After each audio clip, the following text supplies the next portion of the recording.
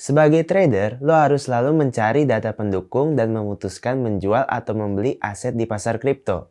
Data yang harus dicari ada banyak sekali aspeknya, yaitu diagram yang harus dilihat, fundamental yang harus dianalisis, dan sentimen pasar yang harus ditelusuri. Tapi untuk mempelajari setiap matriks dan indeks yang ada akan memerlukan banyak waktu.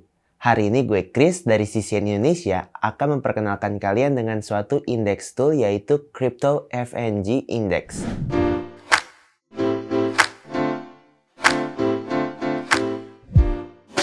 Crypto Fear and Greed Index yaitu kombinasi sentimen dan matriks fundamental yang dapat memberikan gambaran sekilas mengenai kondisi emosional trader di pasar pertukaran kripto.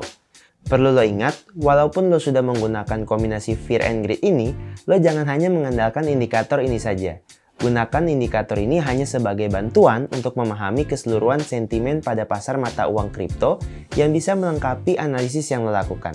Karena sebenarnya indeks dalam indikator ini berfungsi untuk memperhitungkan berapa titik data dan menggabungkannya menjadi satu ukuran statistik. Indikator pasar ini memudahkan perdagangan dan investor dalam menganalisa data pasar.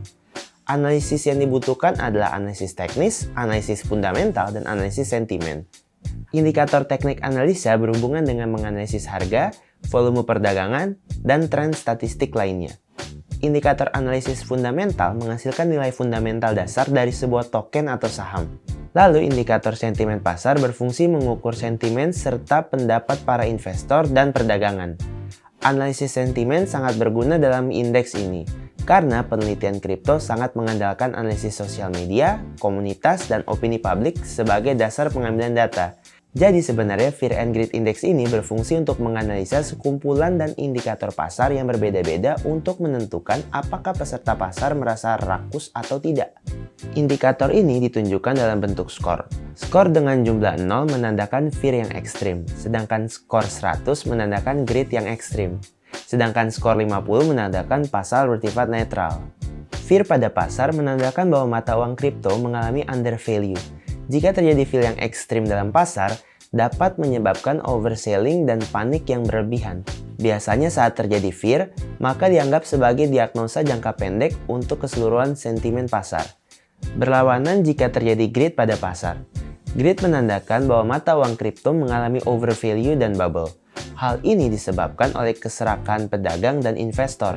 Dengan kata lain, greed yang meningkat menyebabkan permintaan berlebih sehingga terjadinya kenaikan harga secara artifisial.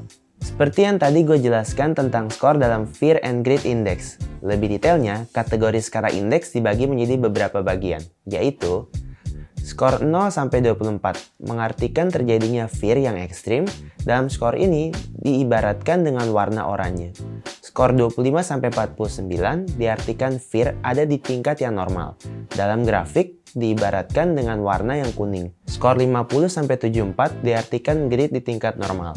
Diibaratkan dengan warna hijau muda. Skor 75-100 greed tingkat ekstrim yang diibaratkan berwarna hijau. Indeks ini menghitung nilai dengan menggabungkan 5 faktor pengukuran pasar yang berbeda. Yang pertama, volatilitas. Volatilitas ini memiliki berpengaruh 25% dari indeks. Faktor ini mengukur nilai mata uang dari nilai rata-rata 30-90 hari terakhir. Indeks menggunakan volatilitas sebagai pengganti ketidakpastian dalam pasar.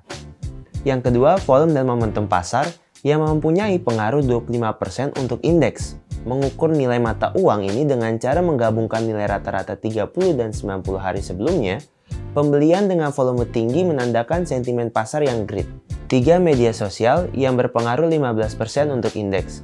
Dengan memperhatikan hashtag yang berkaitan dengan mata uang dengan nilai interaksinya, jumlah interaksi yang tinggi berkaitan dengan greed pasar daripada fear.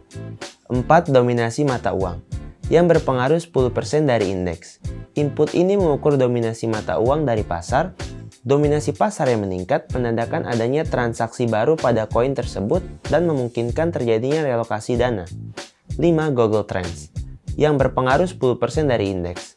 Data Google Trends digunakan sebagai pencarian yang berkaitan dengan mata uang. Hal ini dapat memberikan informasi sentimen pasar. 6. Hasil survei yang berpengaruh 15% dari indeks. Input ini tidak lagi aktif untuk berperan dalam waktu. Hingga saat ini, dengan adanya Fear and Greed Index ini, Lo tidak perlu melakukan analisis yang rumit ini secara manual.